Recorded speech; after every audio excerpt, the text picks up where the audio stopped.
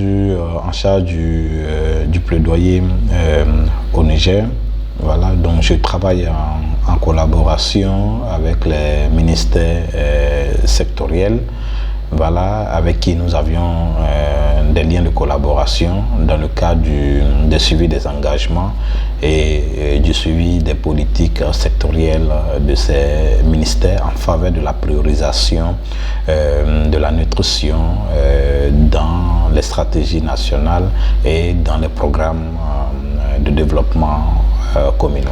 La situation nutritionnelle est très aggravante dans le Sahel, surtout ces 3 dernières années. Voilà, le Sahel fait face à une grande crise d'insécurité, ce qui a exacerbé la situation sécurité alimentaire, qui a aussi contribué à la hausse des taux de malnutrition chez les enfants. Donc, de façon globale, plus de 29 millions d'enfants dans le Sahel sont en situation nutritionnelle dégradante. Spécifiquement pour le cas du Niger, comme d'autres pays du Sahel, voilà, le Niger est placé parmi les pays qui représentent beaucoup de taux de malnutrition. Voilà, 12,7% de taux de malnutrition aiguë globale et 2,7% de taux de malnutrition aiguë sévère. Voilà, ce qui est au-delà des normes fixées par l'OMS qui est de 2% et de 2% de part et d'autre. Et cette approche, si je peux me permettre de le dire, rapproche beaucoup plus les soins auprès de la communauté, sachant bien que le rayon de couverture des centres de santé voilà, ne part pas au-delà des 5 km. Pourtant, il y a des populations qui vivent au-delà des 5 km. Donc, les cases de santé qui sont installées dans ces zones au-delà des 5 km, qui sont gérées par les agents de santé communautaires.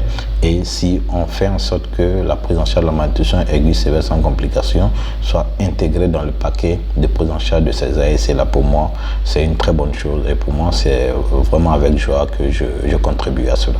Mon expérience se base sur 2 facteurs. Le premier facteur, c'est comment est-ce que cette approche de ICCM voilà, peut être mise à l'échelle. C'est vrai que voilà, pour une première phase, nous travaillons dans des zones voilà, dans lesquelles nous avions certaines actions, certaines opérations, mais que cette approche soit répandue sur l'ensemble du territoire nigérien, pour moi, c'est quelque chose qui va falloir peut-être prioriser dans notre stratégie de plaidoyer. Et autre aspect aussi que j'appuie, c'est le financement aujourd'hui de cette approche-là. Et ce financement de cette approche ne peut être une réalité si l'approche n'est pas intégrée dans le protocole national de prise en charge de la malnutrition dans le pays. Les défis à ce niveau-là sont de 2 ordres. Le premier, c'est déjà cette question de mise à échelle dont je disais tout à l'heure là, voilà, qui représente un défi. Et cela ne peut être une réalité si l'État ne s'approprie pas de cette approche-là. Donc, en termes de défis que nous devrons relever, c'est de travailler avec l'État afin que l'État s'approprie vraiment de cette approche pour faciliter sa mise à échelle. Et l'autre défi, c'est le financement. Donc, le pays, quand on regarde le budget alloué à la santé, voilà, le budget ne dépasse pas les 4%. Et la part de la nutrition dans ce budget-là ne représente même pas les 1%. Voilà. Pourtant, quand on regarde cette approche-là, qui est vraiment une approche gigantesque et qui demande aussi du budget, de l'accompagnement conséquent, si le budget n'est pas là, cette approche ne peut pas vraiment être une réalité.